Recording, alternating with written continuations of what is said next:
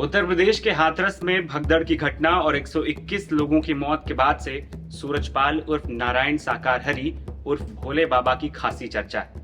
2 जुलाई को मची भगदड़ में मौतों के बाद पुलिस की ओर से घटना की जांच चल रही है।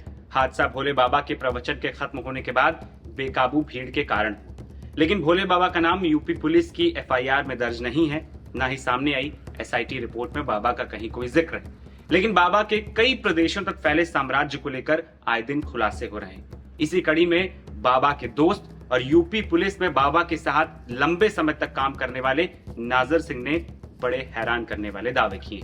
एक प्राइवेट चैनल से बात करते हुए नाजर सिंह ने भोले बाबा के साथ लंबे समय तक संबंध होने की बात कही। नाजर सिंह ने बताया कि उन्होंने लंबे समय तक बाबा के साथ नौकरी की।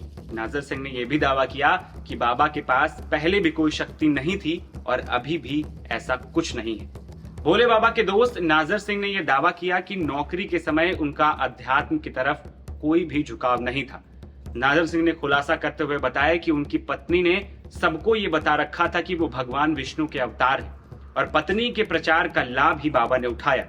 उन्होंने कहा कि बाबा ने नौकरी किस वजह से छोड़ी, इस बारे में फिलहाल कोई जानकारी नहीं मिली। बाबा के दोस्त ने कहा कि भोले बाबा के एक भी बच्चे नहीं थे, इसीलिए उन्होंने अपने साले की बच्ची को गोद ले रखा था, लेकिन अचानक उसकी मौत हो गई। उसी समय प्रचारित किया जाने लगा कि भोले बाबा उसे ठीक कर देंगे, लेकिन 2 दिनों तक उसका शव पड़ा रहा और जब शव से बदबू आने लगी, इसके बाद उसका क्रियाकर्म कर दिया गया। इसके अलावा नाजर सिंह ने भोले बाबा के आलीशान आश्रम के बारे में भी कई हैरान करने वाले खुलासे किए। नाजर ने कहा कि एक बार बाबा के आश्रम में वो गए, जहां उन्होंने देखा कि 30 से 40 लड़कियां नृत्य कर रही और बाबा ऊपर से खड़े होकर देख रहे हैं। उनके आश्रम में ज्यादातर महिलाएं ही रहती थी। पुरुष सेवादारों को आश्रम के बाहर ही रखा जाता था। भोले बाबा ने जो 3 सेनाएं बनाए रखी थी, उसमें भी लड़कियां ही थी और लड़कियों के डांस को लेकर यह दावा किया जाता है कि बाबा इस प्रकार के कार्यक्रम का आयोजन अपने मनोरंजन के लिए किया करते थे। आश्रम के बारे में खुलासा करते हुए नाजर सिंह ये दावा करते हैं कि सुख सुविधाओं के तमाम इंतजाम उनके आश्रम में थे।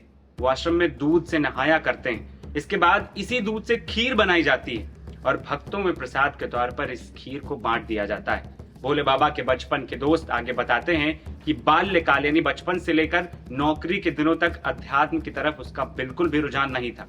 साले की बेटी की मौत के बाद भोले बाबा बनने की बात सामने आई।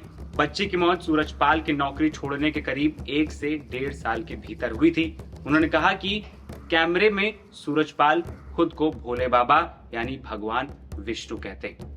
भोले बाबा के दोस्त ने कहा कि नौकरी के बाद के समय में वो प्रवचन करने लगा था। 100 से 150 लोग जुट जाते थे।